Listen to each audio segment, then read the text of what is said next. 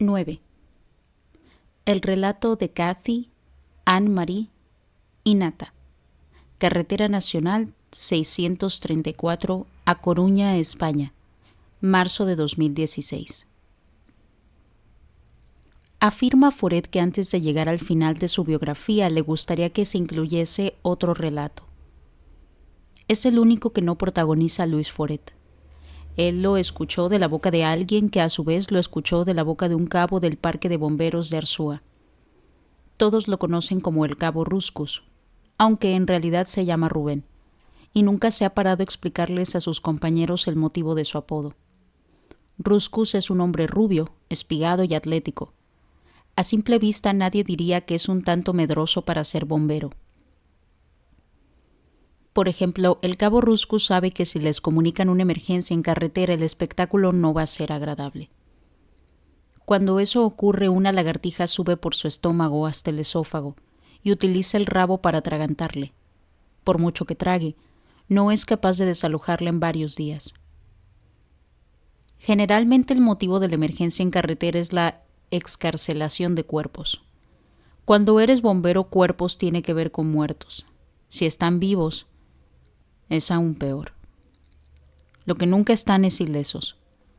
Si uno sale ileso de un accidente, llama a asistencia en carretera o en todo caso a la policía. Si estás herido, a una ambulancia. Si alguien llama a los bomberos es porque lo que hay en la calzada es una lata de sardinas en escabeche, y ellos tienen que abrirla. En cierta ocasión un cuerpo se partió por la mitad al extraerlo. Las piernas permanecieron en el asiento, el pie pisando el pedal de freno. Ruscus se apoyó en el quitamiedos para vomitar. Pero la lagartija no estaba por la labor de apearse. Afirma Foret que Ruscus cuenta que aquel día, al recibir la llamada de la Guardia Civil de Tráfico, se teme lo peor.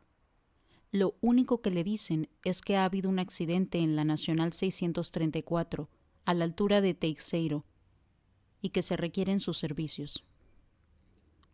El Cabo Ruscus maldice que el accidente no se haya producido un poco más al este para que así la competencia recayese en el Parque de Ordes.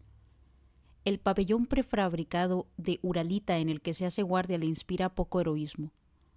No hay barra metálica de descenso ni escaleras de caracol. Los peldaños que conducen al garaje provocan el mismo hechizo que la salida de emergencia de un hotel de 2 estrellas. La alarma no funciona. Hay que comunicarse a gritos.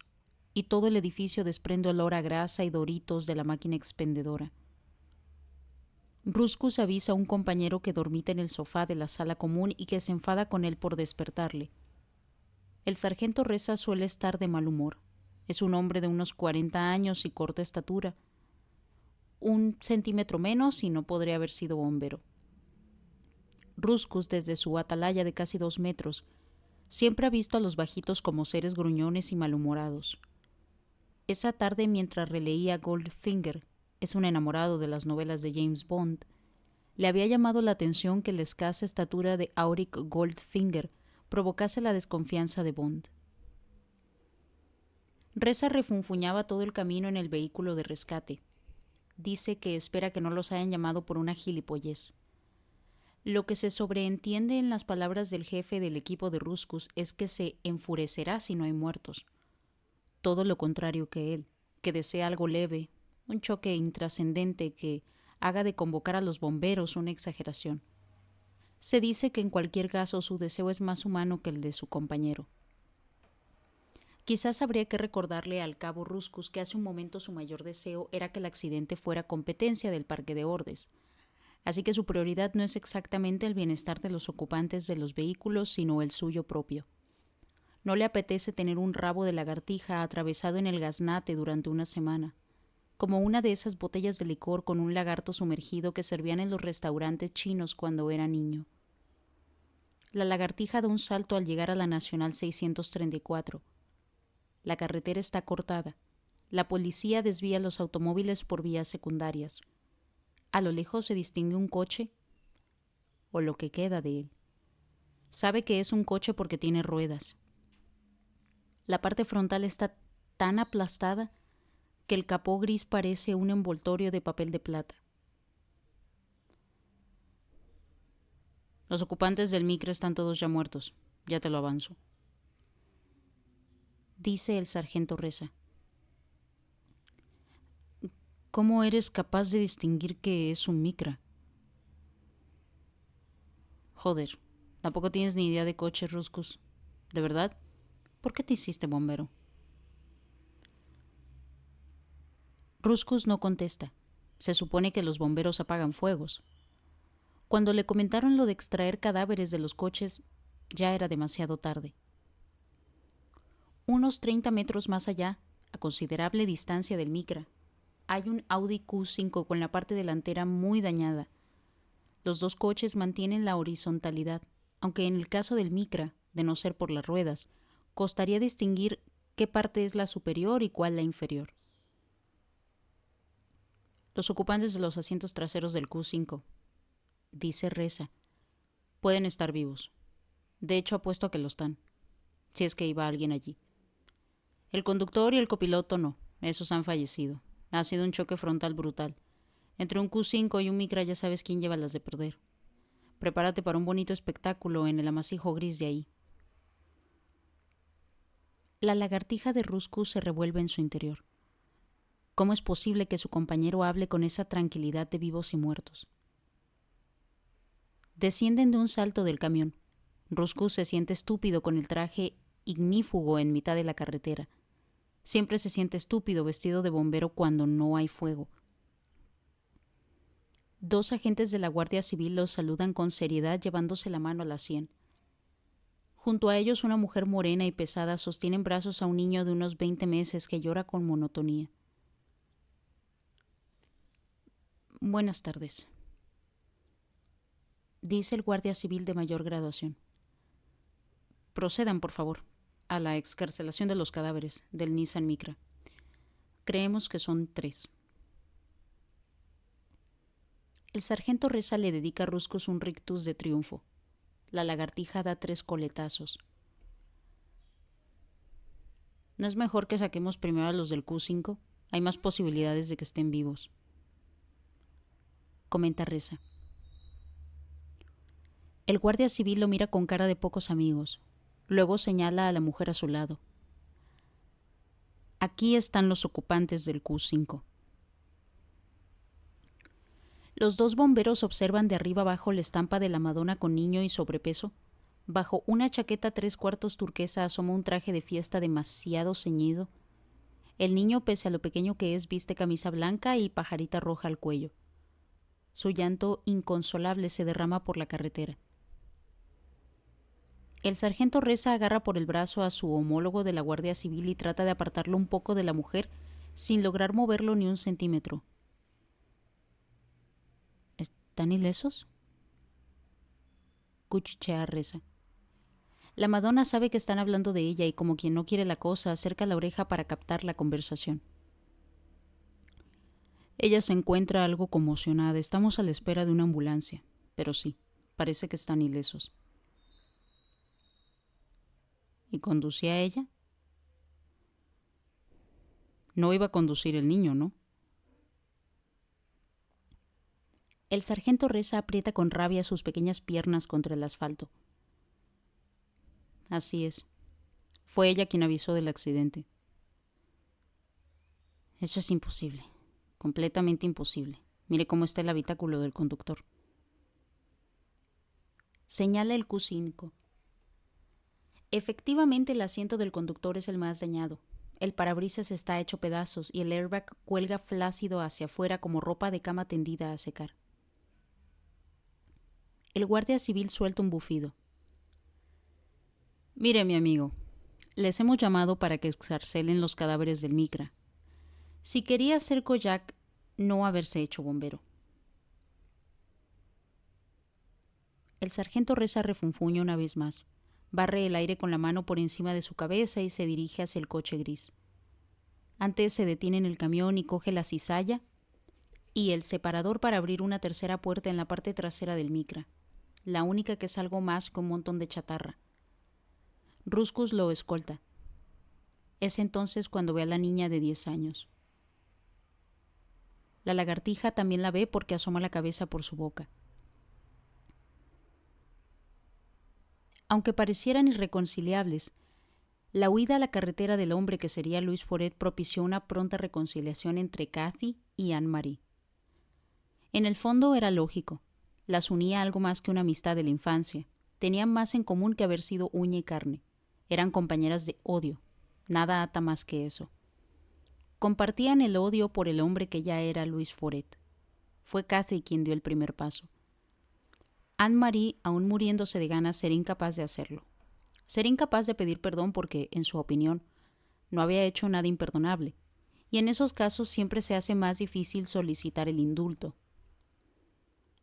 Cuando inició su relación con el hombre que sería Louis Foret, Kathy y él llevaban divorciados medio año. Anne era consciente que dar comienzo a aquella relación con las heridas aún frescas dificultaría su amistad con Kathy. Pero en aquel momento su principal preocupación era el bienestar de su hija. ¿Cómo llegó a saber todo esto Louis Foret? La mayor parte porque contrató un detective privado.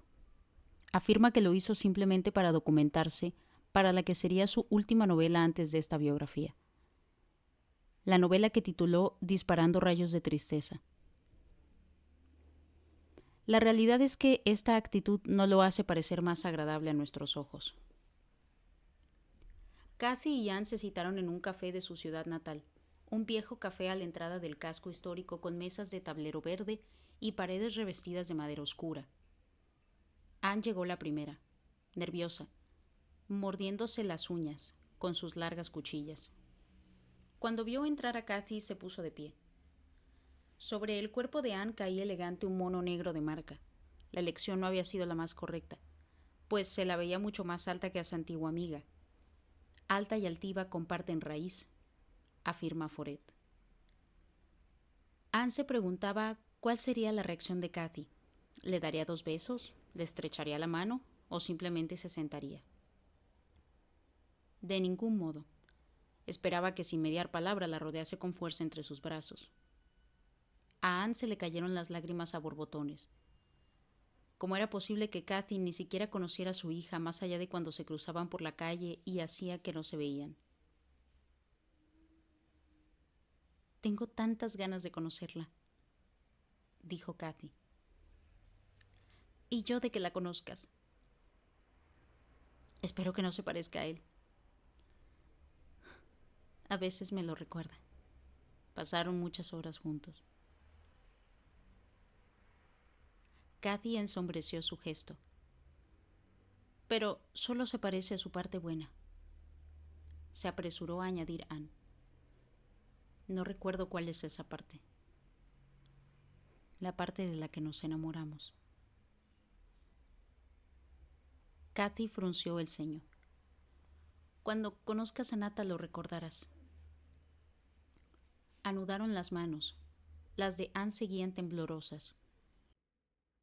Más adelante ambas convinieron que lo que más las enamoró del hombre que sería Louis Foret fue que siempre estaba en el lugar adecuado en el momento preciso.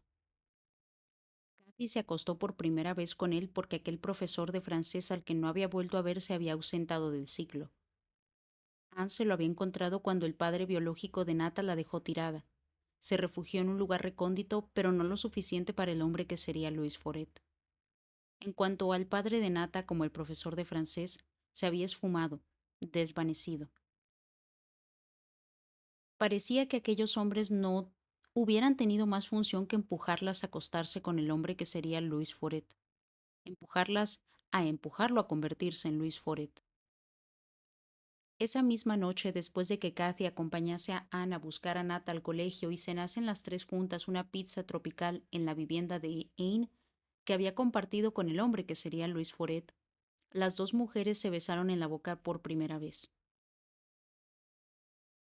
Nata ya se había acostado cuando algo las empujó a besarse, un impulso que surgía de sus labios, de sus lenguas. Mientras mezclaban su saliva, debieron recordar cuánto se habían insultado y despreciado durante 6 largos años, pero es probable que hicieran como que lo habían olvidado. Seguro que hicieron como que nunca había ocurrido cuando se desnudaron y abrazaron. No necesitaban más, simplemente estaban desnudas en el salón sintiendo su piel, las piernas de la pequeña Kathy sobre las de Anne-Marie. Debieron quedarse así al menos una hora. Apenas hablaban, apenas pensaban. De alguna forma esperaban recuperar a través de sus poros el tiempo perdido sin saber la una de la otra, odiándose la una a la otra. De alguna forma esperaban recargarse a través de su epidermis, como dos aparatos electrónicos, dejar a un lado la soledad, el fracaso. Así fue como las encontró Nata al descender los escalones de madera del dúplex y bordear la jardinera del No me olvides. Había tenido una pesadilla.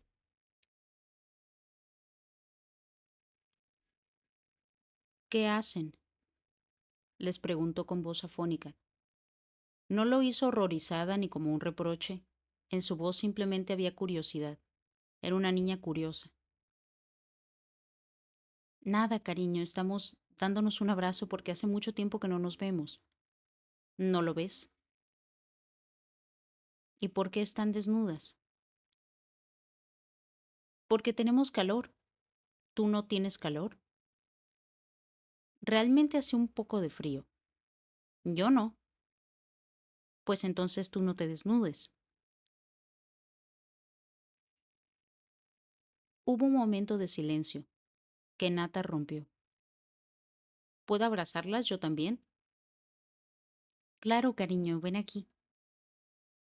Nata recorrió a carrera los 10 metros que separaban la escalera de las dos mujeres y las abrazó. Metió su cabeza en el pecho izquierdo de su madre y el derecho de Kathy, que besó en el pelo a la pequeña que había aparecido de ninguna parte, como el hombre que sería Luis Foret. Afirma Foret que Ruscus cuenta que el cadáver de la niña se encuentra en buen estado, pero que no sabe si eso es peor. La imagen de la niña, dice, sin heridas externas, es bastante macabra. No tiene que esforzarse mucho para imaginar que aún puede correr, cantar, dar volteretas, bailar claqué. Pero no puede. Está muerta. Por fin llega la ambulancia y la asistencia sanitaria. Cuando ven el cuerpo diminuto, depositado en una camilla, el sanitario jefe se dirige a Reza de muy malos modos.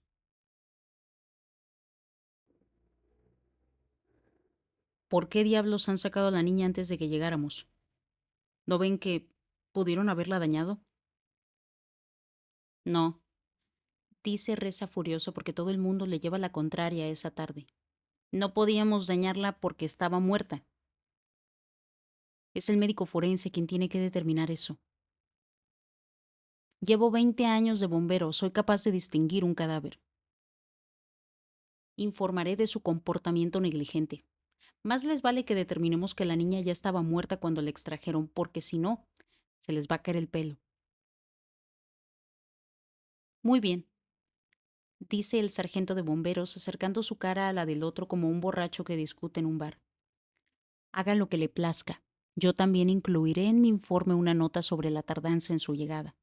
Con que si no estaba muerta cuando la encontramos, igual se les cae el pelo a ustedes. Da media vuelta y le indica a Ruscus que le ayude a horadar un hueco en la cizalla en lo que una vez había sido la puerta del conductor. A mitad de camino se gira y le grita al jefe de sanitarios. Atiendan a los del Q5. Hagan algo que sea útil. ¿O es que vinieron a ver? El rostro de la conductora del micro está completamente deformado. Solo se distinguen dos grandes dientes, tan grandes que Ruscus se pregunta si de verdad son dientes. Es una pregunta rápida, al aire, sin respuesta, porque enseguida se pone a vomitar. Joder, qué cruz, dice Reza mirando para él. Hoy me tocan a mí todos los subnormales.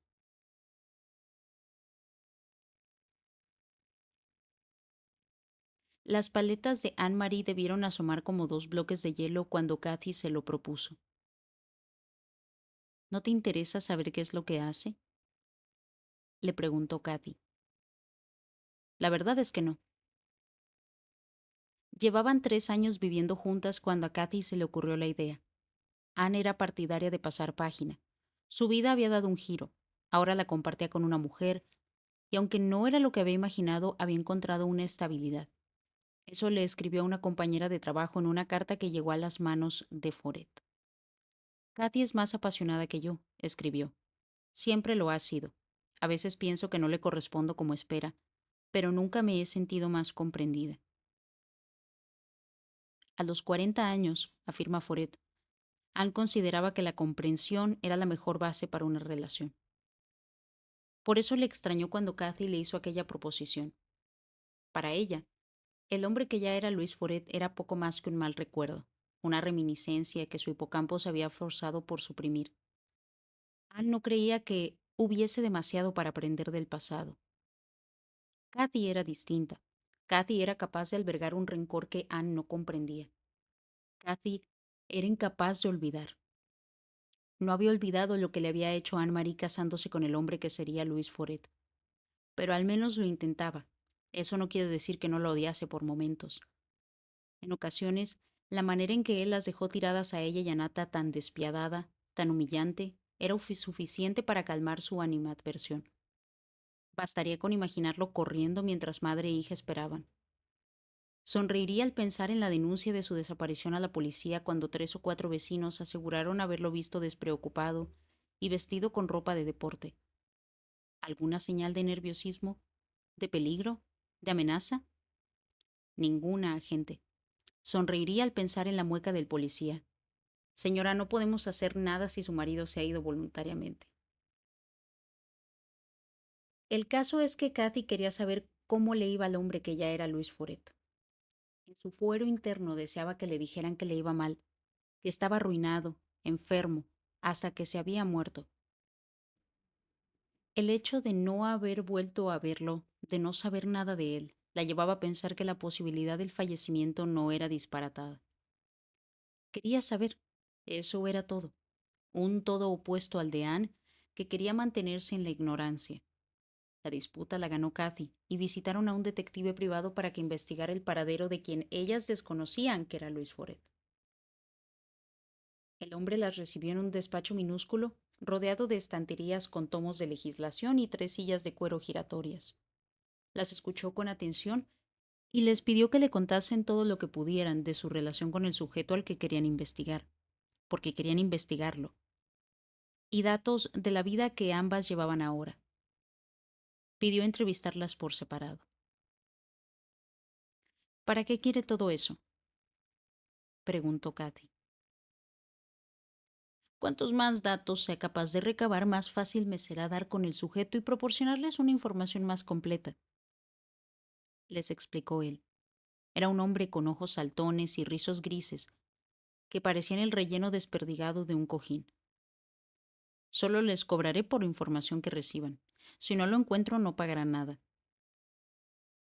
Perfecto, dijo Kathy colocándose con el índice sus gafas de pasta negra sobre el puente de la nariz. Parecía satisfecha. No sabía que acababa de contratar al mismo detective privado al que el hombre que ya era Luis Foret tenía sueldo para informarle de ellas.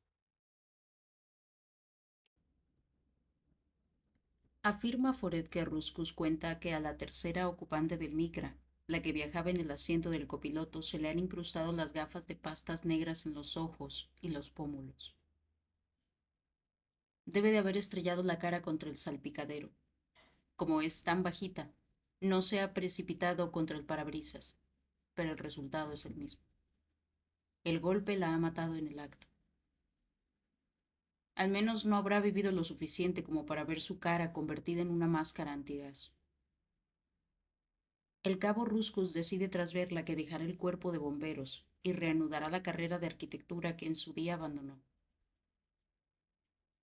Las 3 camillas yacen sobre el asfalto tapadas con sábanas blancas. Acaban de llegar 2 nuevas ambulancias. En una va el médico forense que tiene orden del juez para el levantamiento de los cadáveres. Bueno, dice el sargento Reza recogiendo las herramientas. Pues aquí nosotros ya hemos terminado. La mujer con vestido de fiesta parece más nerviosa cada minuto. Ahora que el niño se ha calmado y lame una piruleta en forma de corazón sentado en la ambulancia, es la madre la que está alterada. El guardia civil que ha tenido el rifirrafe con Reza sigue junto a ella. La mujer mira el móvil como si esperase un mensaje que no llega. Joder, dice Reza. Ni siquiera se le ha estropeado el móvil. Aquí hay algo que huele a chamusquina. Hazme caso. Más por curiosidad que por otra cosa, se acercan al guardia civil y la mujer para despedirse y escuchar de qué están hablando. Entonces vienen de una primera comunión. Eso es. La de su hijo. Sí. ¿Y dónde está el niño de la primera comunión? Porque este obviamente no es. Dice señalando al pequeño que se mira la lengua rosa en el cristal de la ambulancia. En otro coche. ¿Y dónde está ese otro coche? Iba adelante. ¿El otro coche lo conducía el padre? No. ¿Y dónde iba el padre? El padre no conducía. ¿Pero dónde está el otro coche? Iba adelante. ¿Y nadie de ese coche la echa a usted de menos? La mujer mira el móvil, dibujó un triángulo isósceles para desbloquearlo.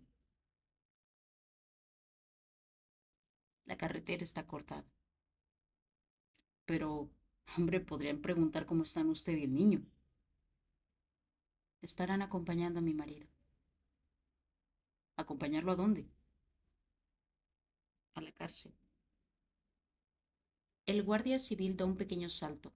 El sargento Reza agarra al cabo Ruscus del brazo. ¿Cómo que a la cárcel? Mi marido cumple condena. ¿Y estaba fuera?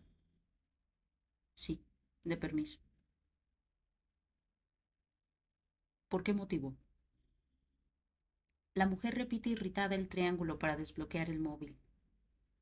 Pero no lo ve, hombre, por la comunión de nuestro hijo. Deje de marearme. ¿Y tiene que regresar ahora? Antes de las 7. Ruscus mira su reloj de pulsera, un reloj de marca con 3 esferas que su madre le regaló cuando aprobó la oposición de bombero. Lo justo será que lo devuelva si abandona el cuerpo. No lo merece. Son las 6:50. El sargento Reza sigue pensativo. ¿Y ustedes qué miran? Dice el guardia civil. ¿No han acabado ya? Veníamos a despedirnos, dice Reza. Pues entonces adiós. Circulen. Reza abre la boca como antes, abierto con la cizalla el orificio en el micra. Pero lo que sea que quiere decir se queda en su boca, como la lagartija en la de Ruscos. Al pasar ante los 3 cadáveres de regreso al vehículo de rescate, Ruscus ve el pequeño bulto que forma a la niña y se echa a llorar. Vaya por Dios, dice el sargento. Luego intenta que ni los guardias civiles ni sanitarios vean a su compañero llorando. Ya bastante humillación se ha llevado esa tarde el cuerpo de bomberos. Ruscus solloza y se limpia con la manga los mocos que se deslizan sobre el uniforme ignífugo.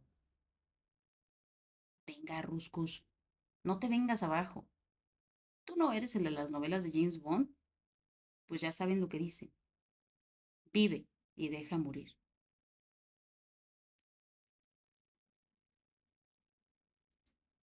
El detective privado D se pone enseguida en contacto con el hombre que ya es Luis Foret, aunque él use un nombre distinto. Bueno, enseguida tampoco. Más tarde le confesará a Foret que por un momento le asalta la tentación de convertirse en agente doble, como en las novelas de espías. El 95% de los trabajos que le encargan corresponden a cónyuges que quieren saber si su pareja es infiel o a jefes que quieren saber si sus empleados los engañan.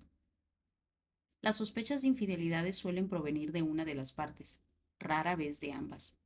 En la mayoría de los casos, además, las sospechas son reales.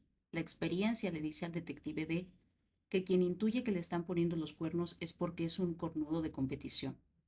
Por lo que se refiere a la investigación empresarial, nunca ha tenido un empleado que le encargase que siguiera a su jefe. Así pues, la experiencia como agente doble tampoco encaja en ese campo. Sin embargo, hay un motivo determinante para rechazar ser agente doble. El hombre que para él no es Luis Foret paga muy bien y el detective D podría sacar un buen pellizco por la información tan sustanciosa que acaba de recibir. Y lo cierto es que su economía tampoco está muy bollante. El mundo de los detectives privados que siguen a sus objetos de investigación, que hacen fotos con minicámaras, que elaboran dosieres de cartón, que utilizan papel varitado para las fotografías, es un mundo que declina. No hace falta más que prestar atención a las redes sociales para conocer lo que alguien hace o deja de hacer. Los amantes, las falsas bajas laborales. El detective D se ha planteado varias veces pasarse a la investigación virtual, el rastreo en Google, en las redes o en el WhatsApp, pero es mayor para eso y no podrá ofrecer la calidad que va ligada a su nombre, D. El tiempo que tarda en conciliar estos pensamientos es el que se toma el detective D antes de telefonear al hombre que para él no es Luis Foret y decirle que a las mujeres a las que investiga quieren investigarle a él. Foret, que entonces se encuentra en Zúrich, está atónito. Ante sus ojos aparece una nueva novela surgida de la nada, la mejor de sus novelas.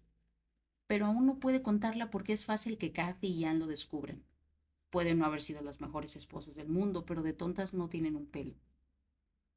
Si créase, por ejemplo, un personaje que solo hace felaciones u otro que abandona corriendo a su mujer e hija, sabrían a ciencia cierta que lo ha escrito él. Así que empieza a darle vueltas a la cabeza cómo contarlo todo, sin ser descubierto. De momento, la mejor idea le parece confabularse con el detective D para engañarlas. Le resulta, además, extremadamente divertido. Afirma Foret que lo que hace es ascender hasta un cementerio sobre una colina, el cementerio en que James Joyce descansa en su tumba. Lo conoce de otras estancias en la ciudad y le agrada pasear por él. Está lleno de esculturas, flores de colores rodean las tumbas excavadas en la tierra, flores moradas, rojas y amarillas aquí y allá.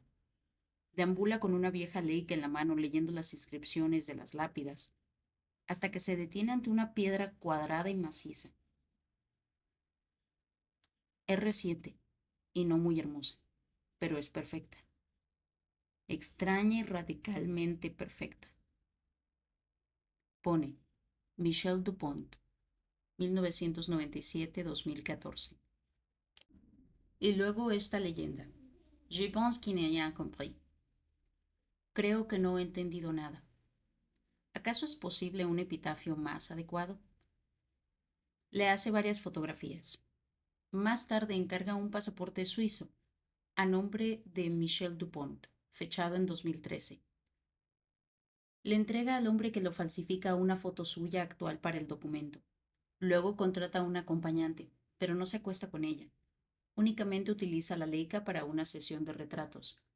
La fotografía primero en la cama del hotel, luego en un escritorio mirando hacia atrás en un escorzo. Ahora los dos juntos, sonrientes. No necesita nada más. Muere y deja vivir. Afirma Foret que cuenta Ruscus que está de vuelta en el camión con el sargento Reza cuando perciben un revuelo en el lugar del accidente. Como un hormiguero atacado por termitas, todo se revoluciona. Los sanitarios, los guardias civiles, la mujer del vestido de fiesta. Solo el niño de la pajarita guarda la compostura. El sargento hace un gesto y descienden de nuevo a la calzada. Ruscus empieza a estar cansado de tanto sub y baja. Por lo que alcanzan a entender, han alertado de otro accidente a 2 kilómetros de ahí, en un descampado junto a un árbol solitario, en el perímetro de la cárcel de Teixeiro. La ambulancia que llegó en primer lugar emprende camino hacia el penal, seguida del coche de la Guardia Civil en el que solo van el guardia civil que ha discutido con Reza y la mujer, que viaja en el asiento de atrás.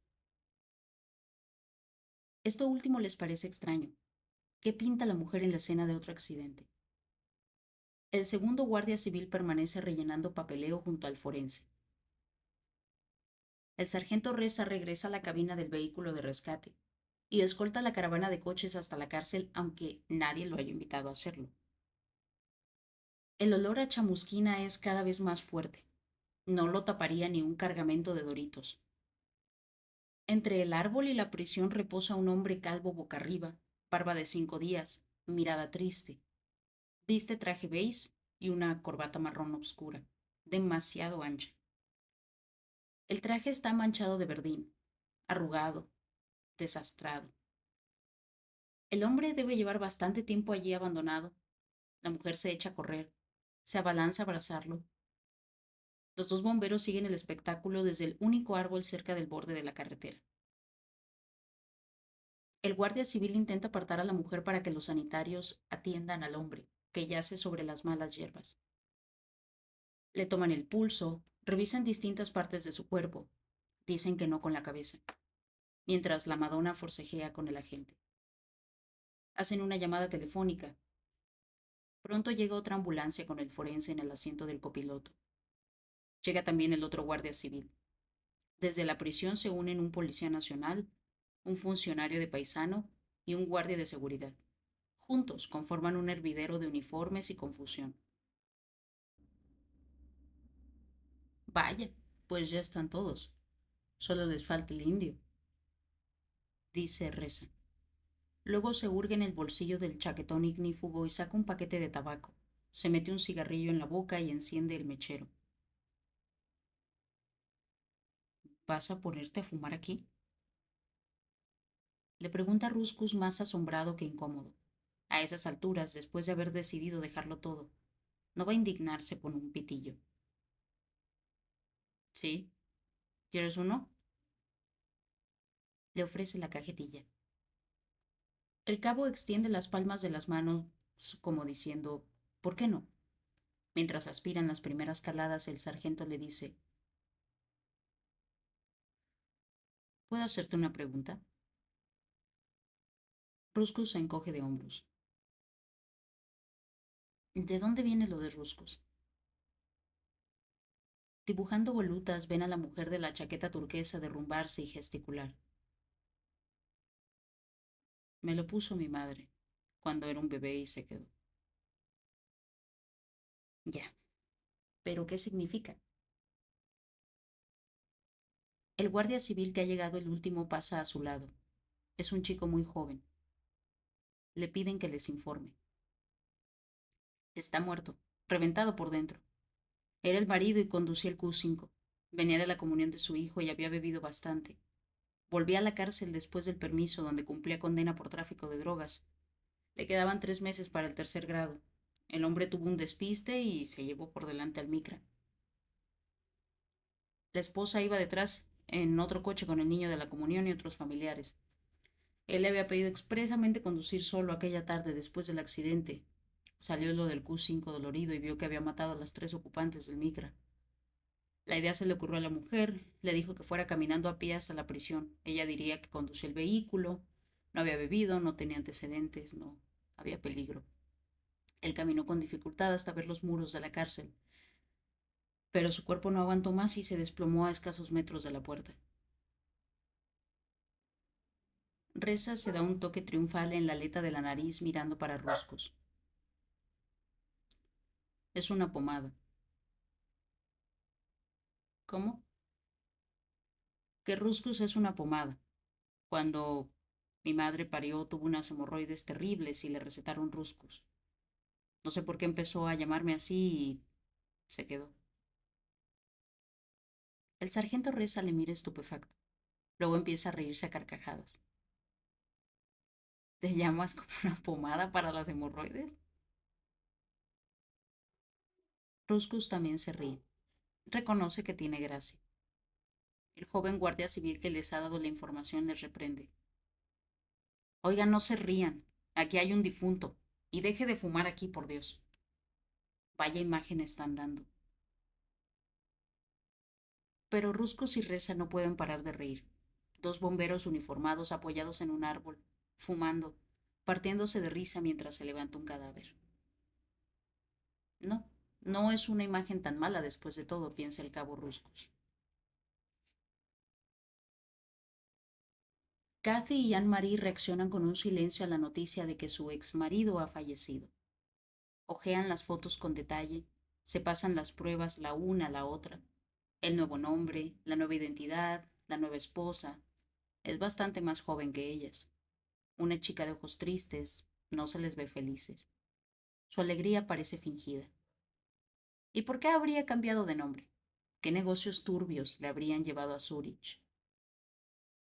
Katy recuerda que una vez le habló de una antigua amiga que se había visto envuelta en el tráfico de drogas. Una amiga de la que había estado muy colgado. Solo un par de pinceladas. No había querido decir más. Sí, lo recuerda. Había sido la noche en Venecia en que se confesaron sus amantes. Eso es. Quizá tuviera algo que ver con eso. ¿De qué murió? Pregunta Anne Marie al detective D. Falleció en extrañas circunstancias. Apareció muerto en el lago, ahogado. Tal vez un suicidio. ¿Y a qué se dedicaba en Zurich? No me queda muy claro, pero parece que se dedicaba a negocios económicos, a invertir, a especular, dice el detective D. Katy le extiende al detective unos billetes para pagar sus servicios. Se marchan del despacho con el mismo silencio con el que recibieron la noticia. Anne no esperaba abandonar el edificio para echarse a llorar. Abraza a Kathy en el rellano de la oficina del detective D. La nueva información modifica por completo la idea que tiene del hombre que ya es Luis Foret. Atenúa el rencor. Puede que su vida no tuviera nada que ver con ella y Nata, dice. Puede que tuviera que huir porque se había metido en negocios turbios, pero eso estaba tan raro en aquellos últimos meses. ¿Y si solo lo había hecho para protegerlas? Anne le agradece a Kathy la idea de acudir a un detective. Kathy le pregunta si ha cambiado algo. ¿Qué va a cambiar? Responde Anne. Se miran unos segundos enlazadas por las falanges de ambas manos. Luego Anne besa a Kathy con suavidad y le propone tomar el micra y llevar a Nata a pasar el fin de semana a algún lugar de Asturias. El detective D sigue la escena por la mirilla y no puede dejar de sonreír. Es el dinero más fácil que ha ganado en su vida. ¿Quién creería que un detective puede resolver un caso echando un vistazo por la mirilla de su oficina? Afirma Foret que el detective D le dice que roza el absurdo cuando se lo cuenta punto por teléfono y hablan de liquidar el trabajo. Entonces D aún no sabe que pronto tendrá otro encargo de Foret, tan sencillo, tan bien pagado. Una entrevista con un bombero con nombre de pomada para las hemorroides.